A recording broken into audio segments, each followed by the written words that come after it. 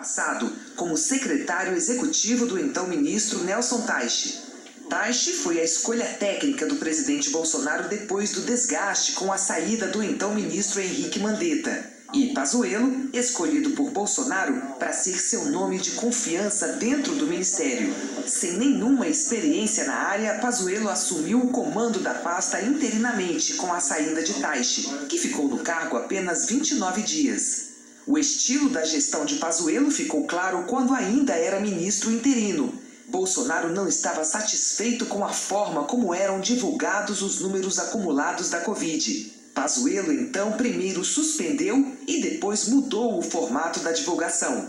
A efetivação como titular da saúde foi em setembro e, já na posse, defendeu o tratamento precoce da Covid, em linha com os discursos de Bolsonaro. Hoje, estudos já demonstram que por volta de 30% das mortes poderiam ser evitadas caso, de forma precoce, fosse ministrado a hidroxicloroquina.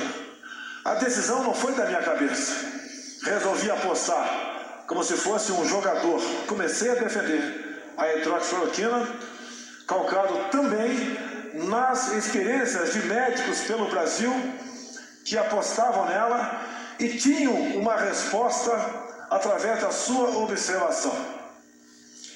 Não consegui impor ou propor a sugestão ao então ministro da Saúde de retirar do protocolo que o tratamento com a hidroxicloroquina deveria ser ministrado apenas quando o paciente estivesse em estado grave. O aprendizado ao longo da pandemia nos mostrou que quanto mais cedo atendermos os pacientes, melhores são suas chances de recuperação. O tratamento precoce salva vidas. Por isso,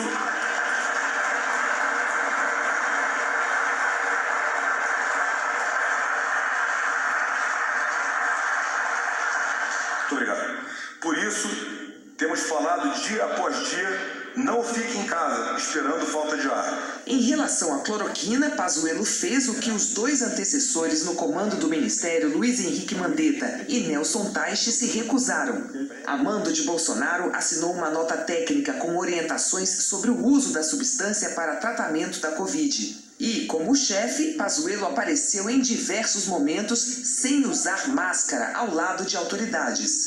Quando deu passos em desacordo com o presidente, teve de voltar atrás. Em outubro, pressionado pelo atraso do Brasil na compra de vacinas, tomou a iniciativa de anunciar a governadores a compra de 46 milhões de doses da Coronavac. A vacina do contra a vacinação brasileira.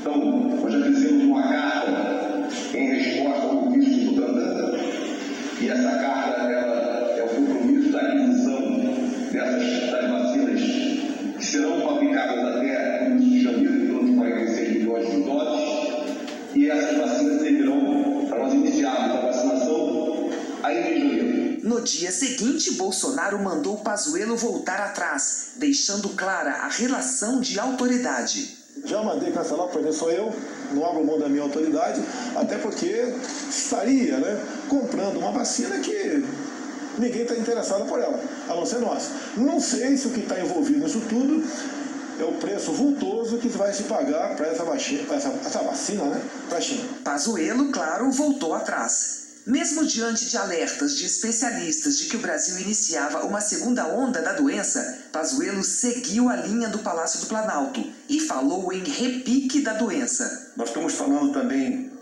de repique de contaminações e mortes em algumas regiões do país. Sim, é só nós acompanharmos o nosso site, nós podemos observar os dados. O sul e o sudeste do país, o repique ele é mais claro, e o norte e o nordeste do país, o repique é bem menos impactante, com algumas cidades que são fora da curva. O centro-oeste é mais no meio do caminho. E sim, isso é o repique da nossa pandemia. Em janeiro, Manaus enfrentava um aumento dramático no número de casos, internações e mortes, e ainda a falta de oxigênio hospitalar. Um dia depois, Pazuello foi convidado para participar de uma transmissão ao vivo com o presidente. Bolsonaro fez questão de elogiar o desempenho do subordinado. É questão politiqueira. Não é que não vão me pegar, não tem no que me pegar. E nós trabalhamos para mudar o Brasil com responsabilidade, com coragem. Com todo respeito a muita gente no Brasil. Tá? Mas dificilmente alguém melhor que o Pazuello como gestor dentro do Ministério da Saúde. Segunda-feira estava cedo em Manaus, não tem hora para ele, trabalha sábado, domingo, feriado, não tem hora. Não diz que trabalha 24 horas por dia, mas trabalha, no mínimo 15 horas por dia trabalha. Vai lá e resolve o assunto. Nos discursos do presidente Bolsonaro, a compra de vacinas nunca foi tratada como uma prioridade. E também isso se refletiu no trabalho de Pazuello. Foi uma gestão marcada pela lentidão nas negociações para a compra de imunizante. Resultado, o Brasil chegou atrasado na corrida das vacinas. E veio à tona a informação de que em agosto do ano passado, a Pfizer ofereceu ao governo brasileiro 70 milhões de doses, que seriam entregues em dezembro de 2020. Uma negociação travada porque os termos do contrato não agradaram ao governo. Tanto Bolsonaro quanto Pazuello criticaram publicamente os termos do contrato do laboratório. Todos já sabem das cláusulas da Pfizer, eu acho que não preciso repetir, mas eu vou ser sucinto. Isenção completa de responsabilidade por efeitos colaterais, de hoje ao infinito. Simples assim. O ano passado ainda, alguns falam, deveria ter contratado a Pfizer em 2020. Você leu, você critica, leu o contrato? Cláusula ali, os advogados chamam de leoninas. Para mim é draconiana. Como, por exemplo, não nos responsabilizamos por qualquer efeito colateral. Em fevereiro, a previsão era ter 46 milhões de doses até o fim de março. Em março, Pazuello apresentou o quarto cronograma diferente para a entrega de vacinas. Mas neste mês, a estimativa caiu para 38 milhões.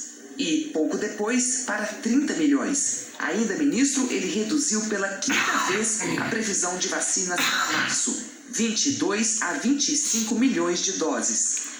Com o avanço das novas variantes do coronavírus pelo país, os sistemas de saúde entraram em colapso, em meio à superlotação de UTIs, no dia em que o país perdeu 2.349 vidas, maior número de mortes em 24 horas desde o início da pandemia. Pazuello negou o colapso. O nosso sistema de saúde está muito impactado, mas não colapsou, nem vai colapsar. A reação dos governadores e de especialistas foi imediata, o que desgastou ainda mais a gestão de Pazuello.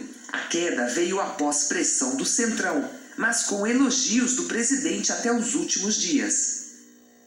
Essa sucessão de inverdades, falsidades, mentiras mesmo que a gente acabou de assistir, tem consequência. Para o presidente Bolsonaro pode demorar mais. Para Eduardo Pazuello, a partir de agora, as ações e omissões dele na crise do oxigênio em Manaus são, vamos lembrar, investigadas pela Polícia Federal. Segundo a Procuradoria-Geral da República, há indícios de que ele sabia da gravidade da situação e ainda assim demorou a agir. E agora, como ele não será mais ministro, muito provavelmente o caso deve passar para a primeira instância da Justiça. E tem um outro caso. A Procuradoria da República do Distrito Federal abriu um inquérito para apurar se Pazuello usou dinheiro público para comprar remédios sem eficácia e se houve demora na aquisição de vacinas, que, como a gente acabou de ver, houve e muita. Se comprovadas as suspeitas, ele terá, no mínimo, que devolver dinheiro aos cofres públicos. A troca no Ministério da Saúde é o assunto desta terça-feira. Todos esses fatos que você acabou de ver e também uma análise do jogo político que levou o presidente Bolsonaro a finalmente entregar a cabeça do Pazuello. Nesse episódio eu converso com a repórter Andréa Sadi, que você viu ali entrevistando a médica Ludmila, e você pode ouvir tanto no G1 quanto nas plataformas digitais de áudio. E agora vamos para